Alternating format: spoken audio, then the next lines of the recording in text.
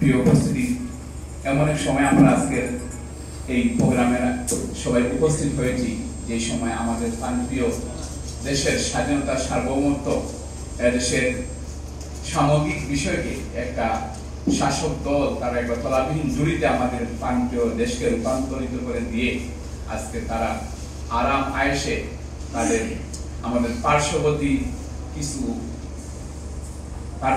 দেশের একান্তভাবে তাদের গিয়া উৎসাহ মনে তারা গিয়া সে জায়গায় বসে বসে আমাদের প্রান্তীয় দেশকে নিয়ে প্রতিদিন তারা ষড়যন্ত্র করছে। সম্মানিত কেবল আজকে জনআকাঙ্ক্ষার যে বাংলাদেশ নিয়ে আজকে কথা বলার জন্য আমাদেরকে বলা হচ্ছে, এই কথা বলার জন্য আজকে প্রেস ক্লাবে আমরা আসছি, কিন্তু আমাদের কোমলমতি ছাত্ররা তারা তাদের কোমল হাতের তুলি দিয়ে বাংলাদেশের বিভিন্ন দেওয়ালে যে চিত্র অঙ্কন করেছে, এটাই ছিল বাংলাদেশের বাস্তবতা। আজকে বাংলাদেশের প্রত্যেকটা দেয়ালে আমাদের ছাত্র জনতার হৃদয়ের দাবিগুলো অঙ্কিত হয়েছে। আজকে যারা শাসন ব্যবস্থা যারা আছেন, জনআকাঙ্ক্ষা দিয়ে দেশে, এটা বোঝার জন্য খুব বেশি দূরে যেতে হবে না। শুধু আপনারা যেদিকে যাবেন বাংলাদেশ, আজকে এদেশের জনআকাঙ্ক্ষার সবচেয়ে বড় দাবি হলো যারা আমাদের দেশকে তলাবিহীন জুড়িতে পরিণত করেছে, আমাদের ব্যাংক ব্যবস্থাকে ধ্বংস করেছে, শেয়ার বাজারকে ধ্বংস করেছে, আজকে তদন্ত কমিটি হয়েছে, সেই রিপোর্ট বাংলাদেশে পেশ করতে হবে, এদেশের জনগণের কাছে তুলে ধরতে হবে। আজকে জনআকাঙ্ক্ষা হলো বিদ্রোহের মাধ্যমে যে 57 জন সেনা অফিসারকে নির্মমভাবে হত্যা করা হয়েছে, তার রিপোর্ট আজকে জনসম্মুখে পেশ করতে হবে। কোন ইশারায় আমরা জানি না, এখন তো সেই রিপোর্টের কোনো অংশ আজকে মানুষের সামনে আসছে না।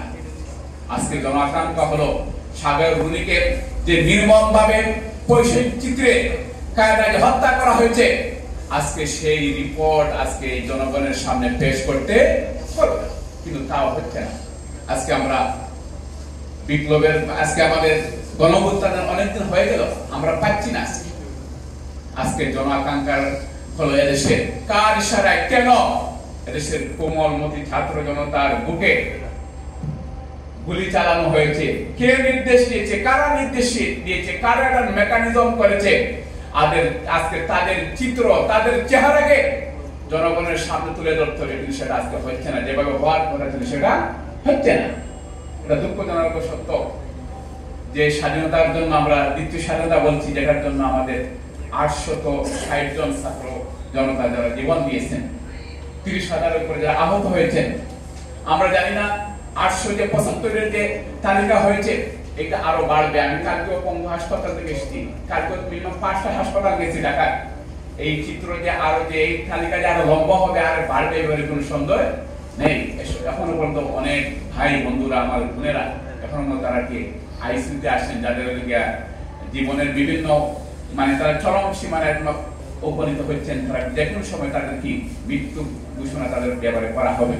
কিন্তু আমরা যে এই যে গণঅভ্যুত্থান আমরা করেছি, যে স্বপ্ন নিয়ে আমরা করেছিলাম, সেই স্বপ্নের অনেকগুলা চিত্র এখনো তো বাস্তবায়িত হচ্ছে না।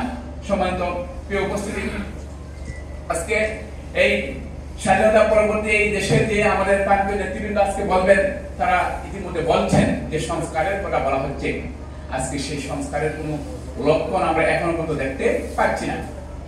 আজকে বিভিন্ন যে প্রশাসনের সেট আপ করা হচ্ছে, আমি আমার ভাইয়ের মতো হয়ে যাচ্ছে।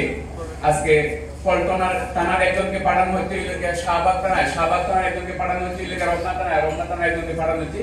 যিনি ছিলেন তিনি কি আছেন, খুব বেশি পরিবর্তনের লক্ষণ আমরা পাচ্ছি না।